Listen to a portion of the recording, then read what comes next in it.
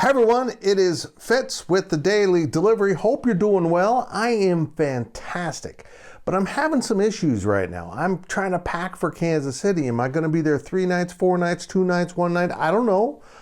Is it going to be warm? Is it going to be cool? Is it going to be rainy? It's so many decisions to make. And really, that's not the biggest problem I'm facing.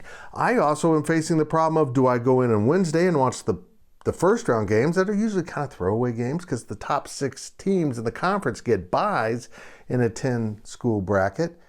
But Wednesday's games are going to be great. But Kansas State doesn't play Thursday until 8:30, the late game against TCU. So many decisions to be made. But there's one thing that's perfectly clear. This Big 12 tournament's going to be epic. It's going to be amazing.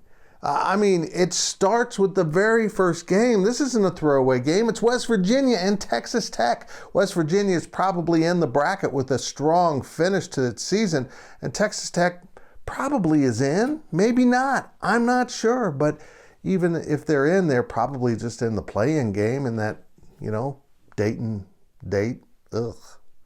Texas Tech wants to win the game to get into the main bracket, not worry about going to Dayton. Dayton in March is lovely, I know, but you don't want to stop through for a night or two. But after the first game on Wednesday, the second game, the late game, is Bedlam. You get Oklahoma that's coming off a huge win to close up the season, and Oklahoma State it's also coming off a huge win and probably in the bracket as the 7th seed in the Big 12 now. Then you move to the second night, and you've got the winners of Wednesday advancing into the bracket. One will play Kansas, one will play Texas. They're the top 2 seeds. But how about the other games? Yeah, we've already talked about in a previous DD how incredible this Kansas State-TCU matchup could be. I love the purple on purple. Let's get after it. Let's see what these teams are made of. TCU can be really good, but they also, like K-State, had a miserable season-ending loss in terms of regular season. And that first game on Thursday, Baylor and Iowa State, just when you thought Iowa State was dead, nope, they're not dead. They just whooped up on Baylor, and now they get to play them again. Oh my gosh, this Big 12 tournament's amazing.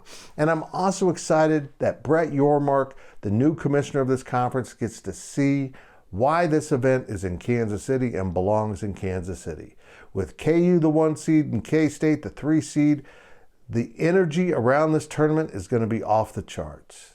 I hope I see you in Kansas City, and if I'm not upright, prop me up, man. I'm going to have some fun, even if K-State's playing the late game. How did K-State get the late game? That doesn't work for me. It doesn't work for me at all.